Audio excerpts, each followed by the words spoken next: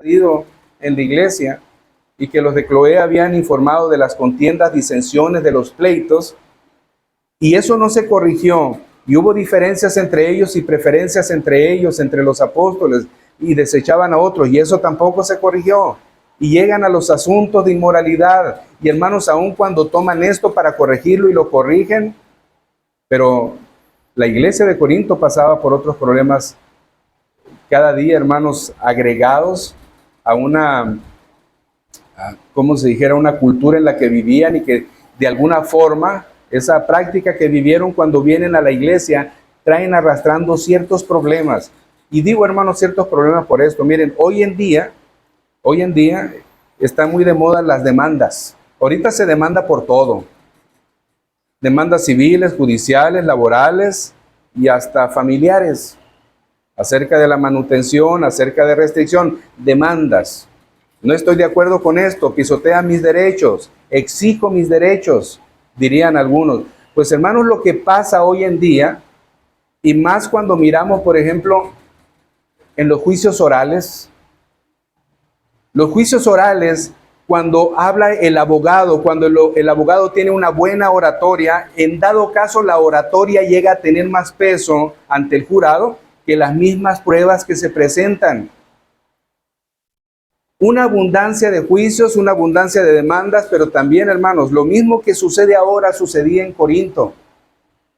Los corintos tenían ese apego por la oratoria, tenían ese apego, hermanos, por el defender, el litigar, y esto era una práctica tan común que buscaban ellos llevar todo problema ante las autoridades civiles para exhibirse como buenos defensores, con los argumentos que tenían, con la palabrería que tenían, como dice el Señor acerca de los fariseos que piensan que por su palabrería serán escuchados. Y en el caso de los corintios, pues hermanos, les gustaba esto, les fascinaba tanto que cuando ellos no tenían un conflicto que ir a tratar delante de las autoridades civiles, ellos iban como espectadores. Queremos ver el round, queremos ver de qué se va a tratar, queremos ver quién habla mejor, queremos ver quién defiende mejor, quién postula mejor su causa. Hermanos, esto era tan atractivo que cuando ellos llegan al cristianismo, cuando llegan a los pies de Cristo, traen consigo esta tendencia. Es por esto lo que nos dice el apóstol Pablo, hermanos, también quiere decir, y ahorita decía de Pablo en la carta a los romanos, Pablo en la carta a los romanos en el capítulo 13 nos habla de que las autoridades han sido puestas por Dios y que nosotros debemos de sujetarnos a las autoridades porque si no lo hacemos resistimos a Dios. Esto no quiere decir que se antepone a lo que dice el verso 1 del capítulo 6 de la carta a los Corintios.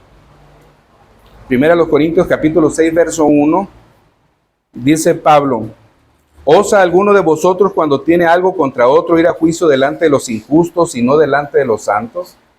Cuando Pablo se refiere a autoridades civiles, se está refiriendo, hermanos, a injustos o a gentiles. En el capítulo 13. Porque en el capítulo 13, verso del 1 al 5 de Romanos 13, del 1 al 5, dice el apóstol Pablo: sométase toda persona a las autoridades superiores, porque no hay autoridad sino de parte de Dios, y las que hay por Dios han sido establecidas. De modo de quien se opone a la autoridad, a lo establecido por Dios resiste. Y los que resisten acarrean condenación para sí mismo, porque los magistrados no están para infundir temor al que hace el bien, sino al malo. ¿Quieres, pues, no temer a la autoridad? Haz lo bueno, y tendrás alabanza de ella, porque es servidor de Dios para tu bien. Pero si haces lo malo, teme, porque no en vano lleva la espada, pues es servidor de Dios, vengador para castigar al que hace lo malo. Por lo cual es necesario estarle sujeto, no solamente por razón del castigo, sino también por causa de la conciencia. Hermanos, las autoridades civiles, si bien es cierto que son puestas por Dios, no dejan de ser seres humanos caídos. Es decir, hermanos, no necesariamente, y qué bueno que de momento podamos pensar que algunos magistrados o que algunas personas que están en autoridad sean hijos de Dios o sean creyentes. De hecho, Dios le da autoridad a la iglesia, al grupo de creyentes, y esta también es una autoridad dada por Dios. Y es la que demanda Pablo que se debe de seguir más que ir ante tribunales civiles o delante de injustos. Pero lo cierto es, hermanos, que una persona sin Cristo no necesariamente va a ir motivada delante de un juicio por amor, sino, hermanos, por venganza. Va a ir delante de un juicio motivado por mi derecho fue pisoteado. Y no va a ir deseando, hermano, bueno, yo lo que quiero es que haya paz entre mi hermano y yo, o entre mi vecino y yo, o entre la empresa y yo. No, no, no, yo quiero que me den dinero, yo quiero que me den esto, yo quiero que me den lo otro, pues mi derecho fue pisoteado.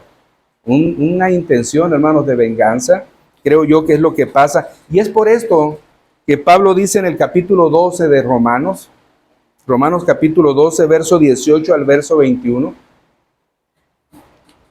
si es posible, dice Pablo, hermanos, Romanos 12 del 18 al 21, si es posible en cuanto dependa de vosotros, estad en paz con todos los hombres. Si es posible. Puede ser, hermanos, que en algún momento no sea posible. Y digo esto, hermanos. Si hay una diferencia entre uno y otro, pero tú en el amor de Cristo vas queriendo solucionar esto, pero la persona agraviada, entre comillas, no te quiere perdonar, no depende de ti que el hermano sienta paz contigo. Tú ya hiciste lo que era propio para que tú tengas paz con Dios. Ahora, por otro lado, puede ser que alguien ejerza una demanda contra ti por razón de lo que tú haces. Y si dijéramos, hermanos, por razón de lo que predicamos hoy en día respecto del pecado, para alguien fuera tan ofensivo que ejerciera una demanda para el ministro que está sirviendo al Señor a través de la predicación, no podemos comprometer el evangelio para solventar la demanda. ¿Sí me entienden, hermano, lo que quiero decir? En cuanto dependa de ti, está en paz con los demás. Si es un asunto que se puede manejar, está bien. Si compromete el evangelio, pues ni modo, que siga esta agresión contra ti. La pasó el apóstol Pablo. ¿Y cuántos la habrán pasado que murieron? Ahora en esta celebración o en estos tiempos de la reforma, de recordar la reforma, aquel hombre apellidado Tyndall, que fue incinerado por razón de haber traducido la Biblia para que muchos pudieran leerla en el inglés. Por esto, hermano, fue sacrificado. No había, alguien lo demandó y llegó ante quien lo pudiera acusar, y aquel que lo pudo acusar y juzgar lo sentenció a la muerte, pero no podía comprometerse la palabra de Dios. Ok, bueno, en cuanto dependa de mí voy a estar en paz contigo. ¿Qué es lo que quieres para que estemos en paz? Deja de escribir, deja de traducir la Biblia, deja de predicar este Dios. Ok, no puedo. En cuanto dependa de mí, quise estar en paz. Tú no tienes paz conmigo, me pasa esto. Pero dice el apóstol Pablo, hermano, si es posible, en cuanto dependa de vosotros, estad en paz con todos los hombres. No os venguéis vosotros mismos, amados míos, sino dejad lugar a la ira de Dios, porque escrito está, mía es la venganza, yo pagaré, dice el Señor. Así que si tu enemigo tiene hambre, dice el apóstol Pablo, dale de comer. Si tuviere sed, dale de beber, pues haciendo esto, ascuas de fuego amontonará sobre su cabeza. No seas vencido de lo malo, sino vence con el bien el mal. Hermanos, cuando dice Pablo, pues tú haciendo esto, la necesidad que tu enemigo tiene y tú la cubres, tiene hambre y le das comida, tiene sed y le das bebida, pues si tú haces esto, ascuas de fuego amontonas sobre su cabeza, y alguien pudiera decir, bueno, lo voy a hacer y lo voy a hacer muchas veces, es mi manera de vengarme. No, hermano, no quiere decir eso. No quiere decir que porque tú ayudes a tu ofensor, esas ascuas de fuego significan venganza. No, hermanos. Más bien significa vergüenza. El que tú hagas algo diferente a lo que aquel espera que tú harías, le avergonzará de tal manera que no podrá estar tranquilo. Quiera Dios que esa vergüenza de un buen trato tuyo, en retribución a un maltrato de aquel que te ofende, le lleve a los pies de Cristo. Esto es lo que significa. Nunca venganza. Tendríamos que decir, hermanos, que Pablo nos dice que no nos debemos dejar manejar por nuestras emociones. Somos seres humanos. Pablo comentaba también en la carta a los romanos que nuestra carne no ha sido redimida y por lo tanto todavía tenemos luchas y batallas con emociones y sentimientos, y pudiera ser que alguien todavía quisiera que sus derechos se respetaran, que sus posesiones fueran respetadas y cuántas cosas quisiera que fueran respetadas. Pero Pablo dice, hermanos, que hay cosas que se tienen que hacer movidas por el amor, no por la venganza. Y en veces en lo profundo del corazón puede aflorar un sentimiento que no es correcto. Y dice Pablo, no te dejes manejar por tus emociones, porque en cuanto dependa de ti, procura estar en paz con los demás. Que no te gobierne el viejo hombre, el juicio no te corresponde a ti. El juicio me corresponde a mí, dice el Señor. Este es algo, hermanos, que en el verso 21 de ahí mismo de Romanos dice, no seas vencido de lo malo, sino vence con el bien el mal. Así que si una persona sin Cristo es motivada en veces por la venganza cuando lleva una demanda o espera una resolución en una demanda, no es decir, bueno, yo pienso que todo quedó bien, ya listo. No, es que además de eso yo quiero que me den, pues es que me hizo daño moral, es que me hizo pérdida de esto, pérdida de aquello. Yo demando miles de pesos para resarcir ese daño. Movido por venganza. No era movido por amor, porque el amor pudiera decir, hermanos, simple y sencillamente estamos en paz, mi vecino y yo, ok, correcto. Pero ir más allá de eso, solamente el que es cristiano es pacificador, pues es hijo del Dios de paz. Y proclama el evangelio de paz, de la paz. Y vive, hermanos, bajo el principio del príncipe de la paz. El cristiano hace esto, o debe procurar esto. No necesariamente el que no es hijo de Dios, pues no le interesan las cosas de Dios, ni busca a Dios. Ahora, hermanos, tristemente sería que si un cristiano lleva delante de los magistrados civiles, de las autoridades civiles, lleva un asunto propio de la iglesia, hermanos, esto ya en sí es un fracaso, dice Pablo. Esto ya es una derrota, esto ya es una falta. ¿Por qué? Dice, hermanos, por ejemplo, el verso 8 dice, pero vosotros cometéis el agravio y defraudáis, y esto a los hermanos. Aun cuando yo sea agraviado y llevo mi asunto a las autoridades, estoy desconociendo la autoridad que Dios le ha dado a la iglesia, lo cual, hermanos, es una afrenta a Dios.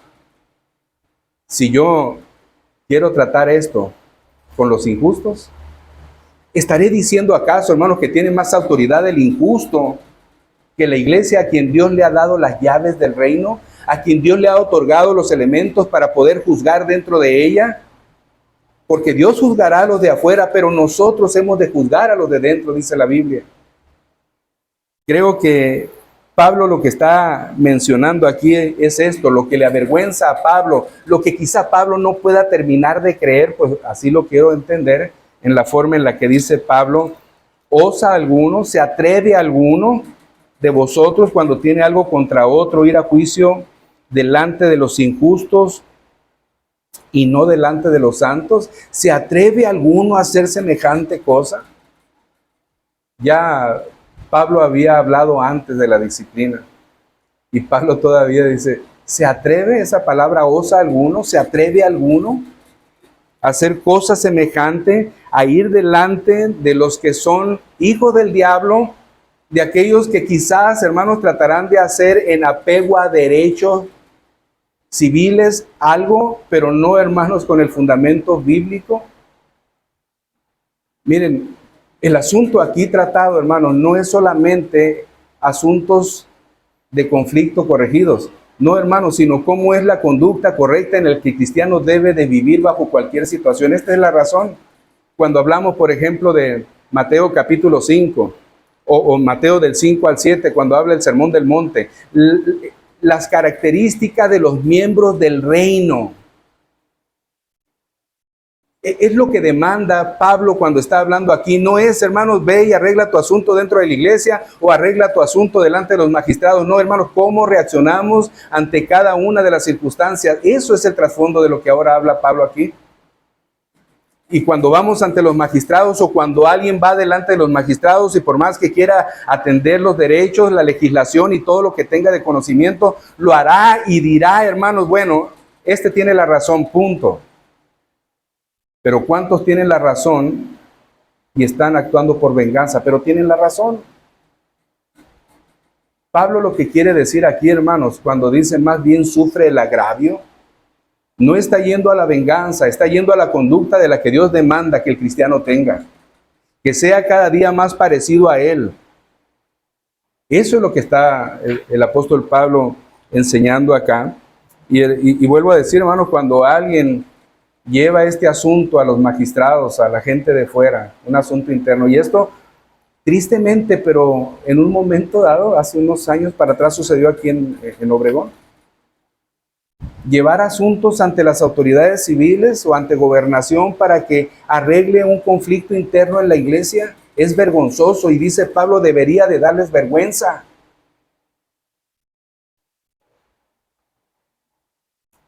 Cuando se hace esto, hermanos, se desconoce los elementos que Dios da a la iglesia para que pueda emitir juicio. Se desconoce la autoridad de la iglesia, la grandeza de la institución de la iglesia. Se desconoce, hermanos, la obra de Cristo por la iglesia, porque es como si yo dijera sin decir, es que ellos no pueden juzgar esto. Esto lo tenemos que juzgar por medios civiles. No, hermanos, toda diferencia que haya entre unos y otros debe de ser tratada dentro de la iglesia, es lo que el apóstol Pablo nos dice, porque es ahí donde se debe de tratar con amor, no por venganza, no con otro sentimiento, no con otra actitud.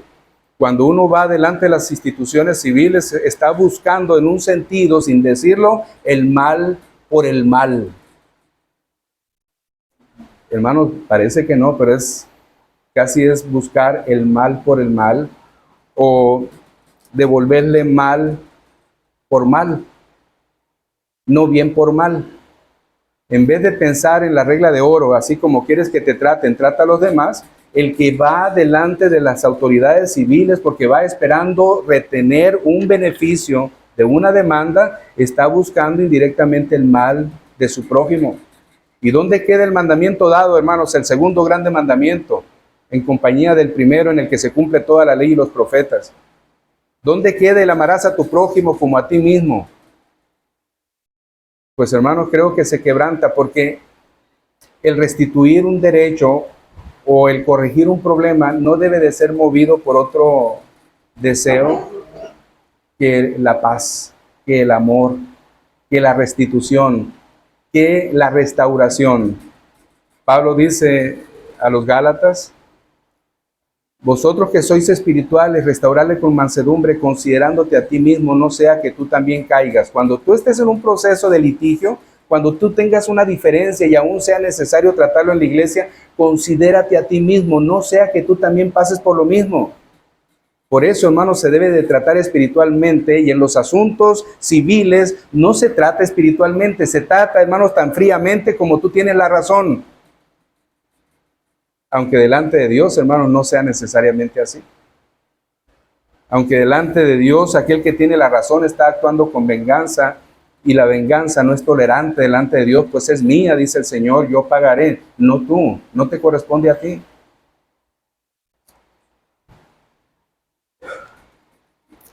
Creo que el Señor da tantas referencias, hermanos, a la disciplina como lo que hemos visto en Mateo 18. Y esos elementos para tratar la disciplina y las diferencias entre los hermanos no son válidas para los magistrados civiles. Un magistrado civil no te va a hablar de Mateo 18 para corregir un problema legal. Él no le va a interesar Mateo 18. Hermanos, pero a la iglesia, Dios le ha dado Mateo 18 para que en función de estos elementos de disciplina se haga delante de Dios de manera correcta, de manera perfecta. Y hermanos, esto es avalado, como decíamos en su momento dado, lo mismo lo dice el Señor en este párrafo de Mateo 18. Es avalado en el cielo lo que la iglesia determine. ¿Cuánta autoridad le da Dios a la iglesia? Cierto que le da autoridad al Estado también el Señor, pero nunca como se le da a la iglesia de atar o desatar en lo que la iglesia determina hacer. Vean lo que dice 1 Corintios capítulo 6, versos 2 al 6. Así que hermanos, si los cristianos tienen diferencias, y estas diferencias deben de aclararse según ese modelo dado en Mateo 18, no bajo otra forma. Verso 2 al 6. ¿O no sabéis que los santos han de juzgar al mundo? Y si el mundo ha de ser juzgado por vosotros, ¿sois indignos de juzgar cosas pequeñas? ¿O no sabéis que hemos de juzgar a los ángeles? ¿Cuánto más las cosas de esta vida?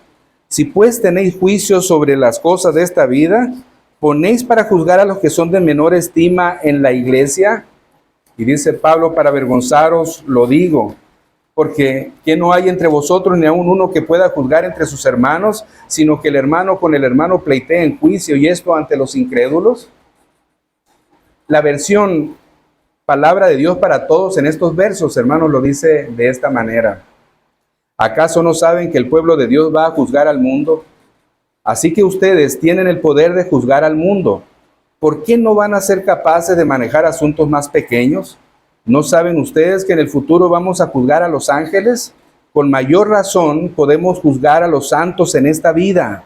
Entonces, si tienen que resolver problemas todos los días, ¿por qué eligen jueces que no significan nada para la iglesia?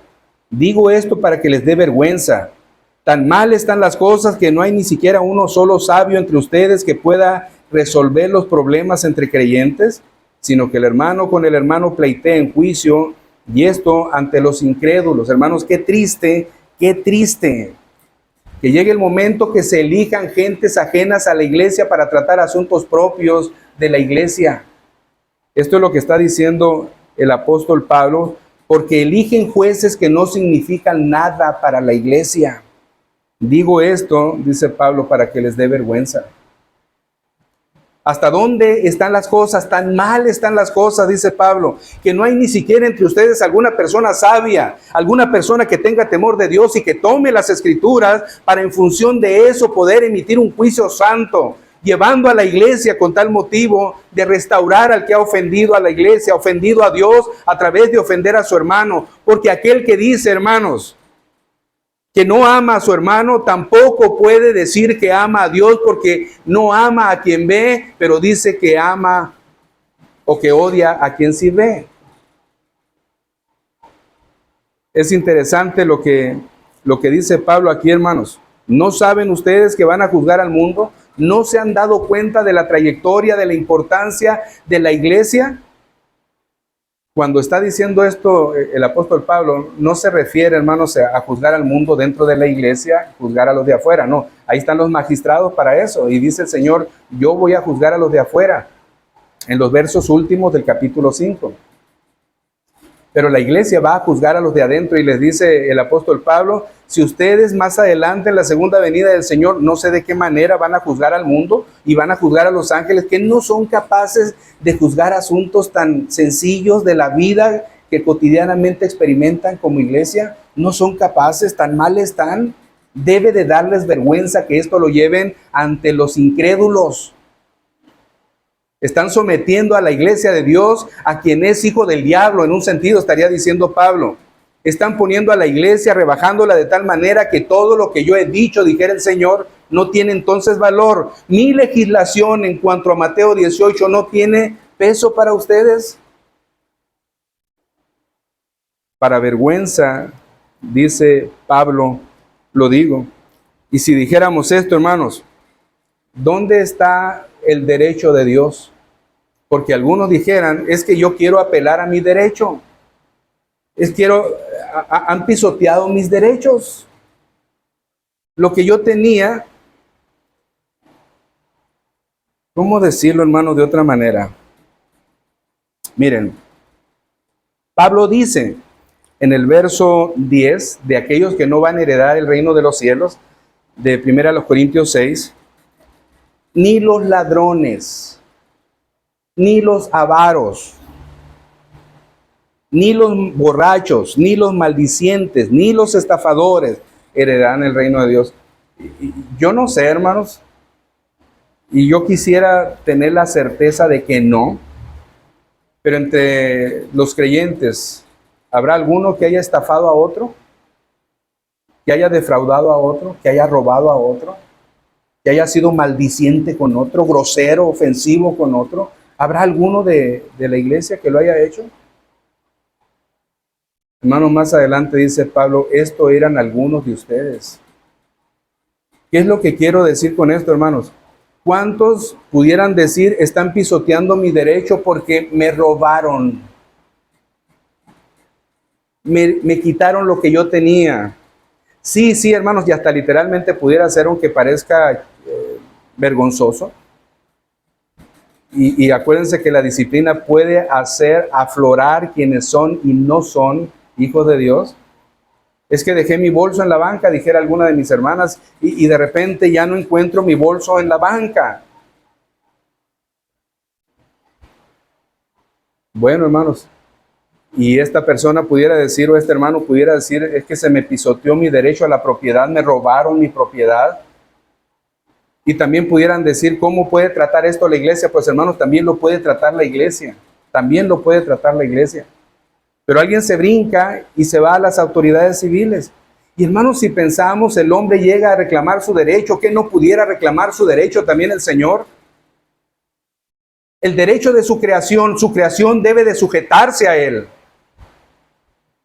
El derecho que Él tiene sobre todas las cosas, porque Él es el que legisla todas las cosas, y todas las cosas subsisten porque Él tiene autoridad sobre todas las cosas. Los ejércitos de los cielos le adoran, se sujetan a Él.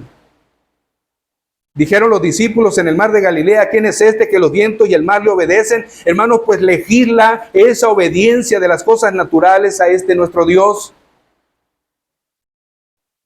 ¿Dónde queda el derecho de nuestro Señor, hermanos, cuando alguno de nosotros quiere llevar este litigio ante las autoridades civiles? ¿Dónde queda el derecho de nuestro Dios en sus mandamientos cuando dice, amaos los unos a los otros? Y en cuanto se refiere a amor, prefiéranse los unos a los otros. Es decir, mi causa no es tan grande que el amor que te profeso a ti.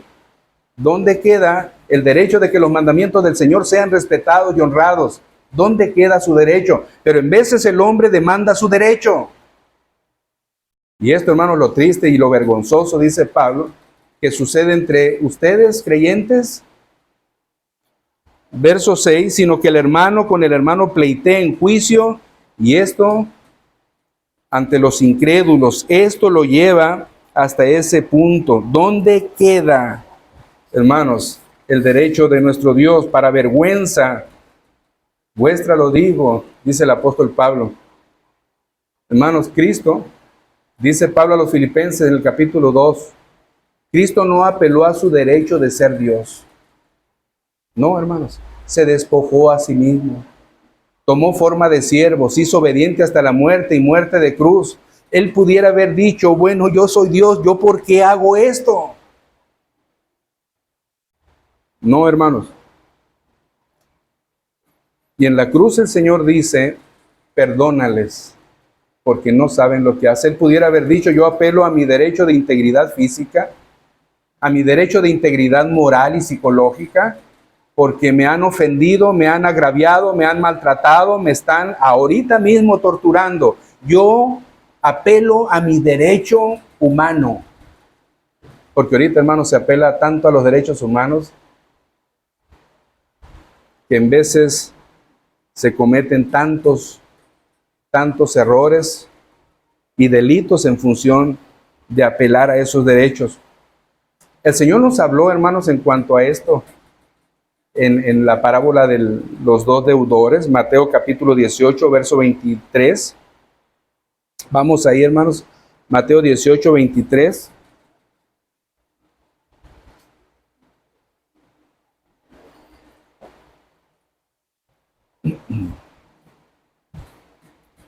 (18, 23 al 33).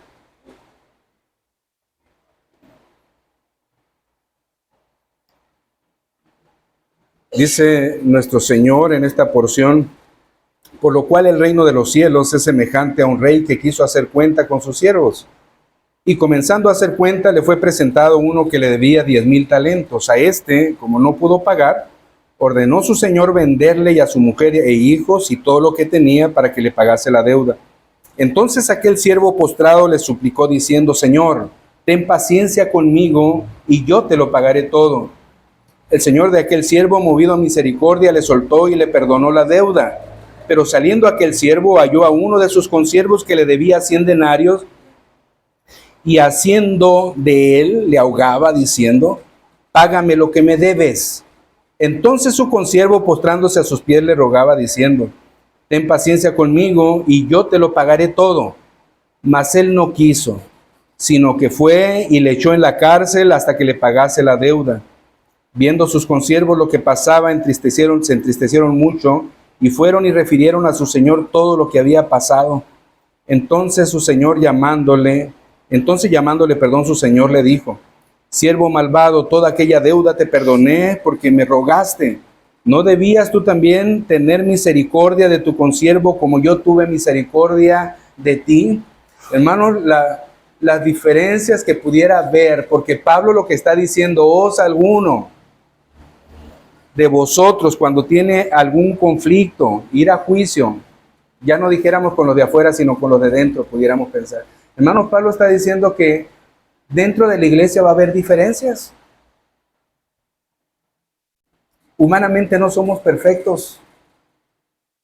Hay diferencias, pero nuestro Señor enseñó la forma apropiada de cómo la iglesia debe de sujetarse a llevar a cabo esa manifestación de amor a través de corregir esas diferencias. No es generando, hermanos, bueno, te voy a perdonar, pero tengo un resentimiento contigo. No, hermanos, eso no es correcto. O estoy molesto, pero también te perdono porque pues la iglesia determinó que te perdonara. Te perdono, pero por dentro quisiera ni verte. Eso tampoco es correcto. Dice el apóstol, más bien, ¿por qué no sufres el agravio? ¿No es acaso que nuestro Señor nos ha dado ejemplo de mansedumbre porque Él ha sido manso? No dije hace un rato, hermanos, Él no se aferró a su derecho de ser Dios. Se despojó y vino, hermanos, para pagar una deuda que no era su deuda. Y vino a soportar un juicio que no le correspondía como juicio a Él. Vino a soportar un juicio que correspondía que tú y yo pagáramos. Por eso cuando el Señor está hablando de estos dos deudores, tú debías de haber hecho lo mismo. Yo te perdoné cuando me rogaste. Y la deuda que tú tenías delante de mí era totalmente impagable, nunca jamás en toda tu vida.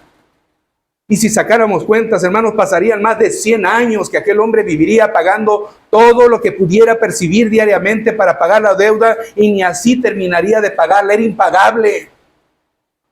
Mas sin embargo, el otro que le debía una cantidad inferior, que sí era pagable, no, hermanos, no tuvo misericordia. No tuvo misericordia. Por eso dice el verso 7 y 8, de aquí mismo de 1 Corintios 6. Así que, por cierto, dice Pablo, es ya una falta en vosotros que tengáis pleitos entre vosotros mismos. De entrada, hermanos, dice Pablo, esto ya es un error. No debería ni siquiera de haber estos conflictos, ni siquiera para que se traten dentro de la iglesia, porque no debería de haber estos errores, o estas fallas, o estas faltas, o estas derrotas, porque en el texto original en griego, hermanos, la palabra falta aparece como fracaso o derrota. Para ti ya no ganaste, pues. Aún si tú quieres llevar un asunto delante de la iglesia porque eres movido por un deseo de venganza, porque tú quieres que el hermano que te habló mal o que dijo algo en contra tuya, que sufra, que sea disciplinado. Si ese es tu deseo, hermano, ya en sí esto ya es una falta. Ya perdiste, aunque ganaras el acto de disciplina delante de la iglesia, o que fuera disciplinado el hermano, o que delante de las autoridades civiles ganaras X cosa, dice Pablo, ya perdiste. No ganaste, ya perdiste, porque de cierto ya es una falta en vosotros que tengáis pleitos entre vosotros mismos. ¿Por qué no sufrís más bien el agravio? ¿Por qué no sufrís más bien el ser defraudado?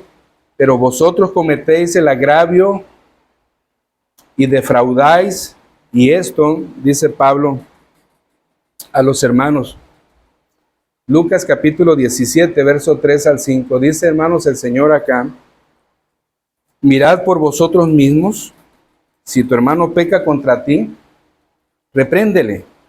Y si se arrepintiere, perdónale. Y luego el verso 4. Y si 7 veces al día pecare contra ti y 7 veces al día volviere a ti diciendo, me arrepiento, pues hermanos, perdónale. ¿Saben que los fariseos, hermanos, llegaban hasta la posibilidad de perdonar 3 veces, no más? Y la cuarta vez, ahora sí, a rajatabla. 3 veces, hermanos, y era llamarse muy espirituales. 3 veces perdona. Pero Pedro, cuando va delante del Señor, hermanos, va con una condición más de sujeción a Dios y le dice, Señor, hasta 7 veces debo de perdonar a mi hermano. Estaba brincándose la regla de los fariseos de 3 veces. 7 veces, agrego 4 veces más. Soy más espiritual y el Señor le dice, mira, no es 7 veces, sino hasta 70 veces 7. Así que cuando tú pleiteas con tu hermano, vergüenza te debe de dar. Es en sí un fracaso, es en sí una derrota, y más si todavía lo llevas a los tribunales. Esto es lo que está diciendo Pablo. No se trata de un asunto legal tratado por fuera o dentro de la iglesia. No, hermano, se trata de la condición y la actitud con la que el cristiano debe asumir su relación con Dios a través de la iglesia. Esto es lo que se trata el capítulo 6 de Romanos.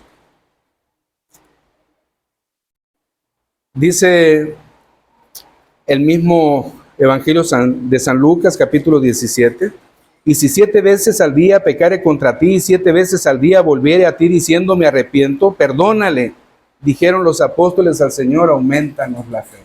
Hermano, claro que aumentanos la fe, porque todavía, hermanos, hay carne, todavía hay indicios de soberbia, todavía hay indicios de no tolerancia.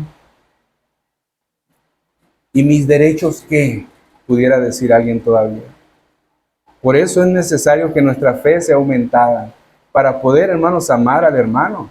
Pero más allá, dijo el Señor, a tus enemigos, más de 7 veces, mucho más, 70 veces 7. Por eso, hermanos, lo que pudiéramos decir, como dijo Pablo, ¿por qué no sufres mejor el agravio? ¿Por qué buscas ponerte en pleito con tu hermano? ¿Por qué quieres llevarlo ante los injustos? No, llévalo a la iglesia por amor.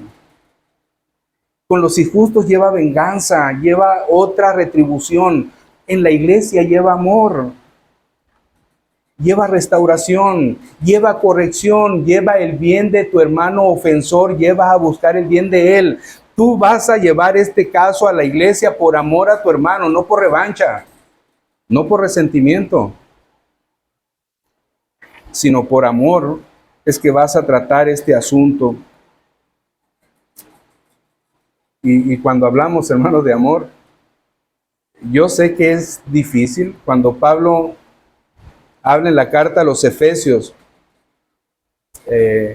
habla alrededor de 5 capítulos, 6 capítulos, acerca de diferentes cosas que los cristianos tendrían que desarrollarse, temas doctrinales, habla el apóstol Pablo, y le dice a los hermanos de Éfeso cómo deberían ellos de conducirse en la iglesia, en la sociedad, en la familia, como esposos, como padres, y aún en los asuntos laborales.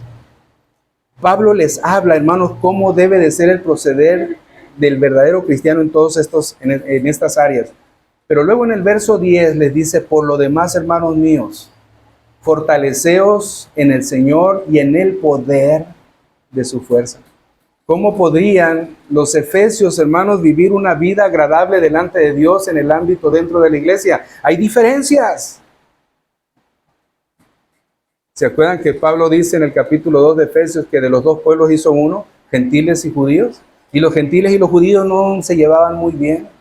y el Señor quitó la pared que los separaba. Bueno, ¿cómo deberían de actuar fortalecidos en el Señor y en el poder de su fuerza para empezar a aprender a amarse más allá de las limitantes que había por las cuestiones culturales?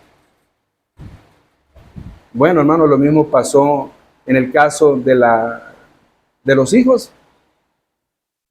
A los hijos se les decía que honraran a los padres, que se sujetaran a los padres, pero la cultura en aquel tiempo hacía ver a los hijos como objetos, como algo que se podía vender.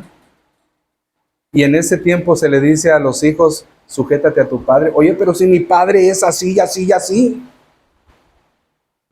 Padres, no provoquen a ir a sus hijos, sino críenlos en la amonestación del Señor. Oye, pero si la cultura me dice que mi hijo casi no vale nada, ¿cómo tengo que hacerlo para conducirme delante de mi esclavo o delante de mi esclavizador?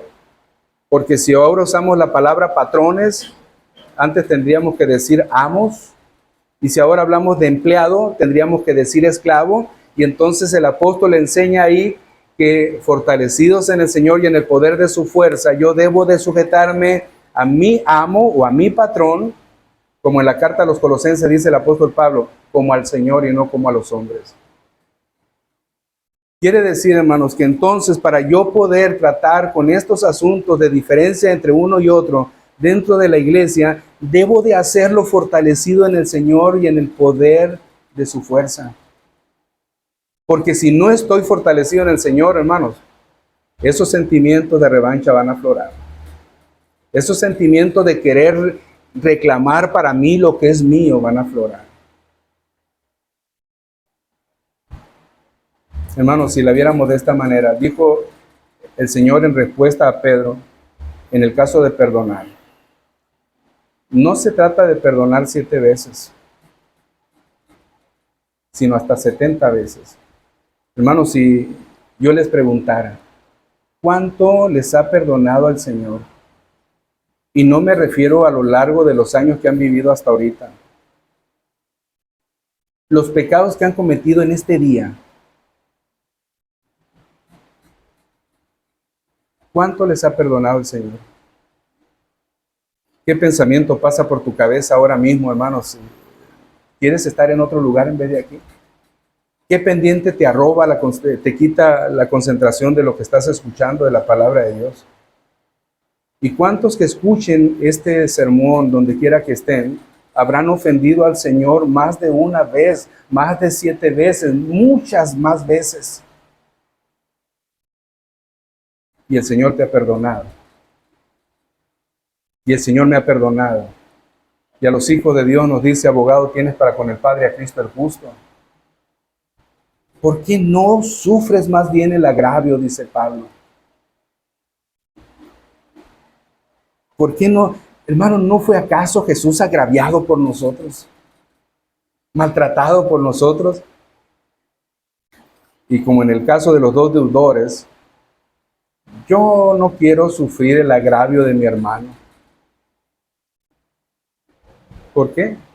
Porque todavía hay algo en ti, hermano, que no te has fortalecido en el Señor y en el poder de su fuerza. Necesario es, hermanos, que así como nosotros fuimos perdonados, nosotros también perdonemos.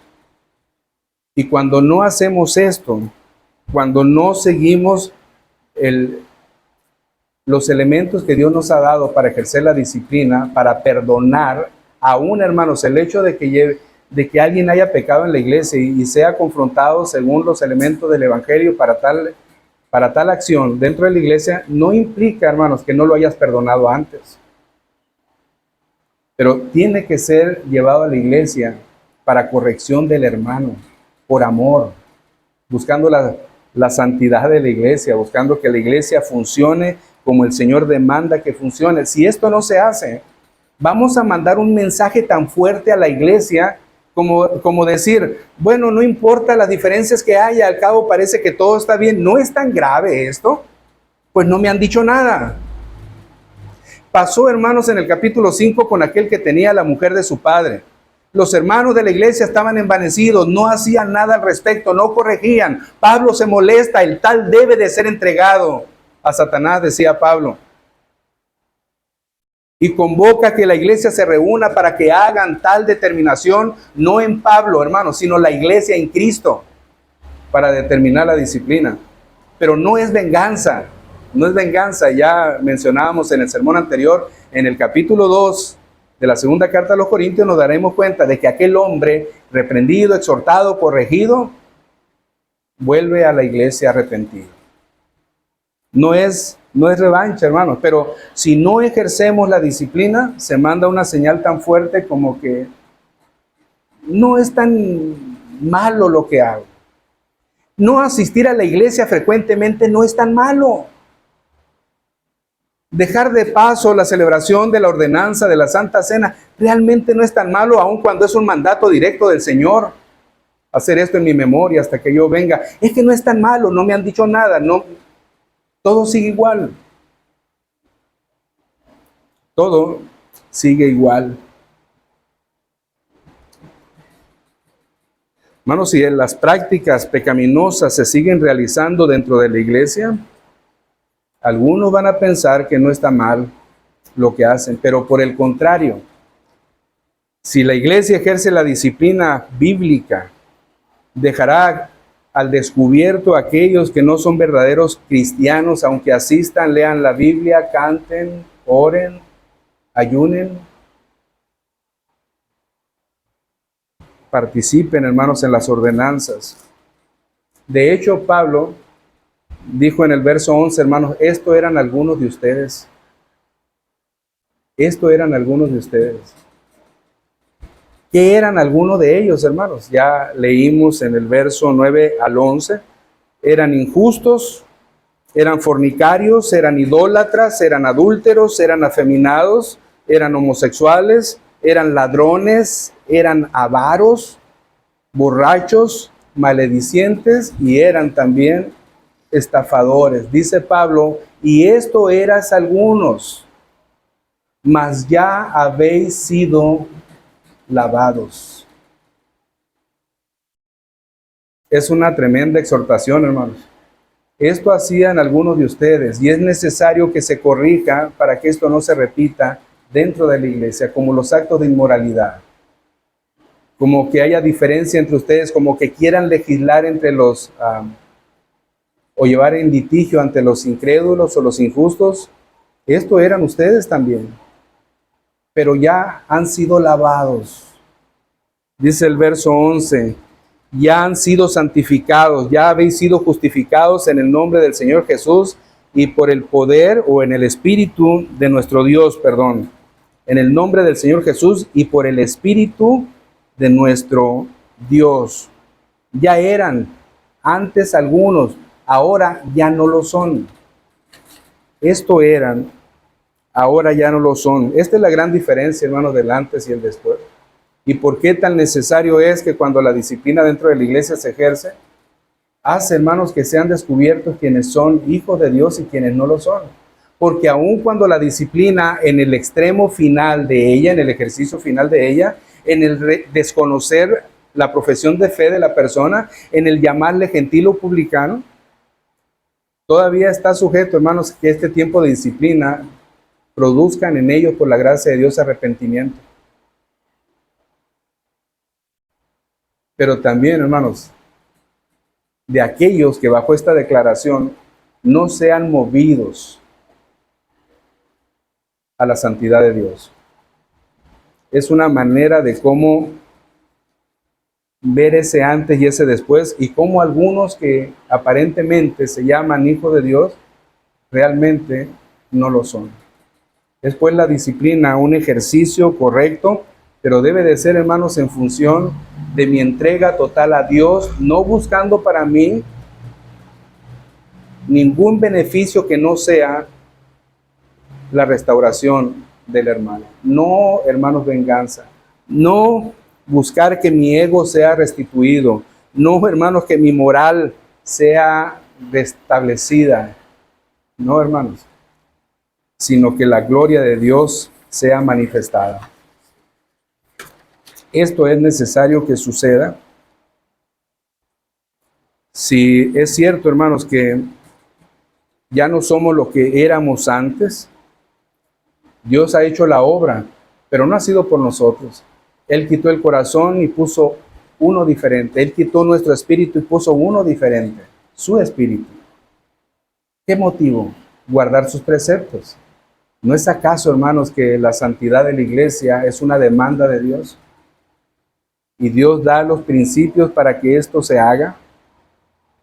Si Dios nos ha salvado y nos ha adherido a la familia de la fe de la cual Él es la cabeza del cuerpo, ¿por qué, hermanos, llevar nuestros asuntos fuera del cuerpo? Si Él es la cabeza del cuerpo. Todo asunto de la iglesia debe de ser tratado dentro de la iglesia. Hermanos, qué triste llega a ser cuando si usted tiene una apreciación de algo de la iglesia, usted se lo cuente a alguien que no es nada de la iglesia. Si algún asunto que la iglesia tratara, usted se lo cuenta a alguien fuera de la iglesia. Hermanos, qué descrédito le da a la propia institución divina que Dios creó para su gloria. Hasta en eso debemos nosotros tener mucho cuidado.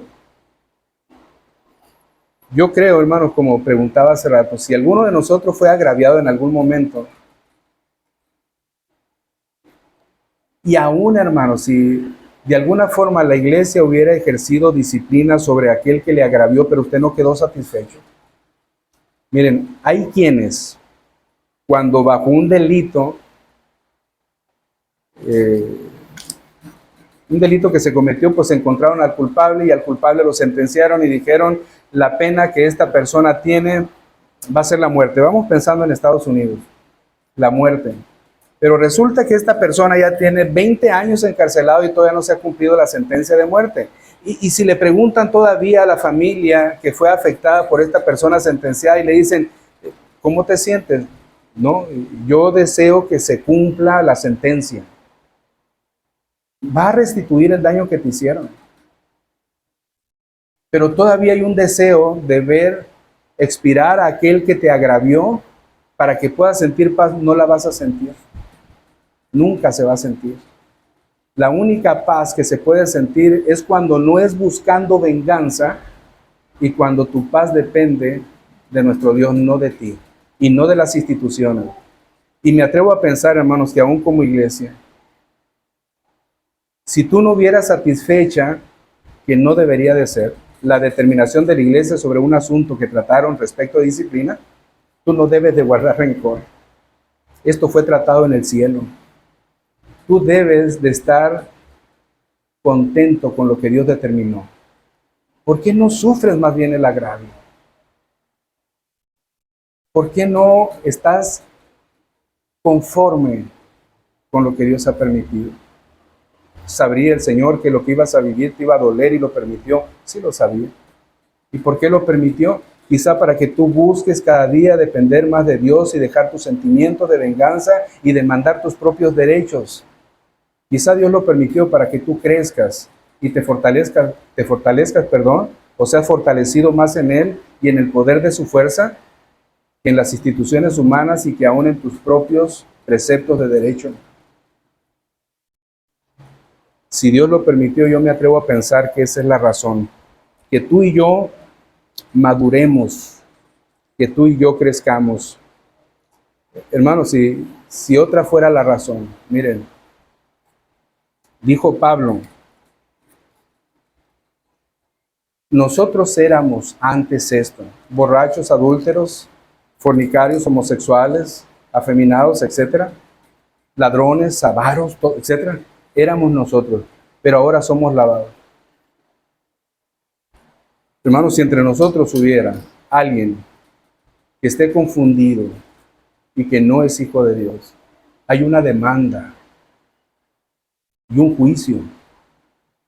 Y no es ante autoridades humanas y civiles que se pueden corromper por un cohecho. Estamos hablando ante la autoridad divina de nuestro Señor, que no va a tolerar el pecado. De manera que si ha agraviado a nuestro Dios a través de quebrantar sus mandamientos, la sentencia sigue vigente, condenación eterna. Aun cuando en la iglesia estemos todos concurridos, acuérdense que Puede ser que dentro de la iglesia no todo el que le diga Señor, Señor será salvo. Puede ser que dentro de la iglesia haya quienes no son hijos de Dios y en aquel día el Señor les dirá, no los conozco. Y el ejercicio de la disciplina, en medio de las diferentes situaciones, puede sacar a relucir, en un sentido, quiénes son y quiénes no son, y aparte la demostración, hermanos, del fruto que cada quien da, puede representar lo mismo. Una clara evidencia de ser o no ser. Pero lo cierto, hermanos, que el que es hijo de Dios va a ser pacificador. No solamente proclamará el evangelio de la paz, sino que vivirá bajo la imagen y práctica del príncipe de paz. Pero el que no tenga esta paz en sí mismo, está bajo sentencia, aunque asistas a la iglesia. Arrepiéntete y cree en el Señor Jesucristo y en su obra en la cruz. Fuera de eso, la sentencia es la misma. Nos ponemos en pie, hermanos, por favor.